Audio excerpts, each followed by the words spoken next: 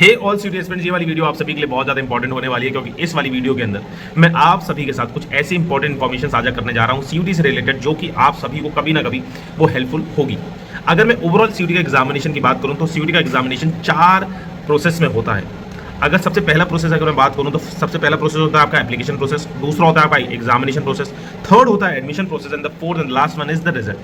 अगर मैं application process की बात करूं तो एप्लीकेशन प्रोसेस भी आपका 2 चरणों में होता है। सबसे पहले चरण में आप लोग cut.samarth.ac.in पे एक सबसे बेसिक एप्लीकेशन प्रोसेस के अंदर आप एनरोल करते हो अपने आप को और अपनी बेसिक इन्फॉर्मेशन भरते हैं।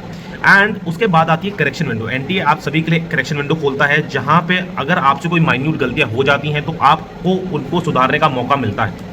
अब बात करता हूं स्टेप 2 की, जहां पे हम बोलते हैं एग्जामिनेशन प्रोसेस।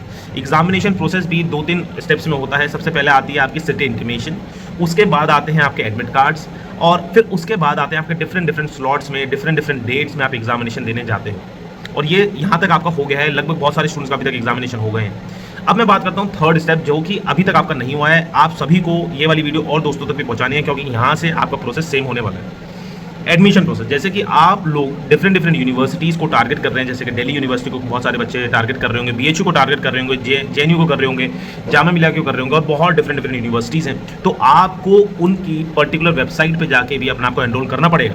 जैसे कि दिल्ली यूनिवर्सिटी में बात करूँ तो आपको CSAS portal, common seat allocation system में अपने आप को एनरोल करना पड़ेगा, तभी आपका एडमिशन दिल्ली यूनिवर्सिटी के अंदर होगा।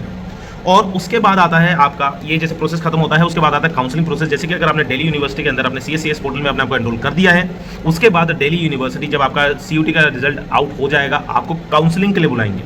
काउंसलिंग भी बहुत ज़्यादा फेजेस में होती है, फेज़ 1, फेज़ 2, फेज़ 3, फिर उसके बाद कुछ एक्स्ट्रा फेजेस भी होते हैं।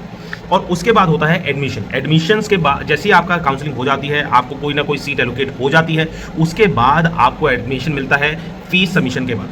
यहाँ तक चीज़ें कंप्लीट हो गई। उसके बाद आता है, या फिर उसके पैरेलल ही मैं बोल लूँ, वो आता है रिजल्ट। रिजल्ट आपका आता है, रिजल्ट में भी अगर मैं बोलूँ तो सबसे पहला रिजल्ट आता है आपका प्रोविजनल आंसर शीट। जैसे कि आप लोगों ने एग्जामिनेशन दिया है या देने वाले हैं, तो उसमें आपके मार्क्ड आंसर्स एंड जो करेक्ट आंसर हैं अकॉर्डिंग टू एनटीए, वो रिलीज करती है एनटीए।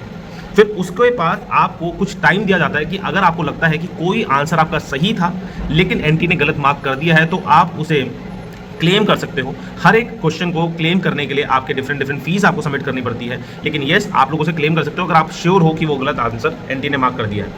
फिर उसके बाद आता है, अगर मैं रिजल्ट की बात करूं, जो आंसर बिल्कुल एक फाइनल रिजल्ट आपके हाथ में आता है, तो फाइनल रिजल्ट भी आपका डिफरेंट, उसमें 3 मार्क्स आते हैं। सबसे पहली चीज़ आती है उसमें रॉ मार्क्स, जैसे कि जो एग्जैक्ट मार्क्स आपने स्कोर किए हैं एनटीए के एग्जामिनेशन के अंदर, CUT के एग्जामिनेशन के अंदर। दूसरा आता है आपका नॉर्मलाइज मार्क्स।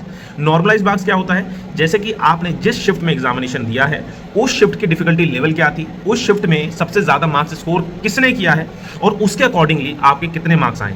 और उसके बाद आता है आपका परसेंटाइल। परसेंटाइल में ऐसा रहता है कि आपने उस पर्टिकुलर सब्जेक्ट के अंदर कितने बच्चों से ज़्यादा स्कोर किया। जैसे कि आपने 99.99 परसेंटाइल स्कोर किया किसी भी सब्जेक्ट के अंदर, लेट्स से मैथमेटिक्स के अंदर आपने 99.99 परसेंटाइल स्कोर किया, तो उसका मतलब ये है कि आप 99.99% जनता से आगे हैं। इसका मतलब ये नहीं है कि आपने 99.99% स्कोर किया। आप परसेंटाइल अलग होती है और परसेंटेज अलग होती है। तो आई होप ये सारी चीज़ें आपको समझ में आ गई होंगी। ये सारी चीज़ें आप सभी अपने दोस्तों के साथ भी साझा कीजिए, क्योंकि ये वाली वीडियो आप सभी के लिए बहुत ज़्यादा इंपॉर्टेंट होगी। एंड अगर इस चैनल के ऊपर आप पहली बार आए हैं, डू सब्सक्राइब दिस चैनल, क्योंकि इस चैनल पे हम लोग ऐसी वीडियोस बनाते रहते हैं, इंफॉर्मेटिव वीडियोस आपको देते रहते हैं। डेली बेसिस पे कुछ ना कुछ आपको स्ट्रैटेजीज बताते रहते हैं कि कैसे कैसे आप लोग अपने CUT के एग्जामिनेशन को और अच्छा बना सकते हो। अगर जिन भी बच्चों के एग्जामिनेशन कंप्लीट हो गए हैं, तो अभी नेक्स्ट स्टेप्स क्या होने वाले हैं, क्योंकि अभी भी आपका काम कंप्लीट नहीं हुआ है।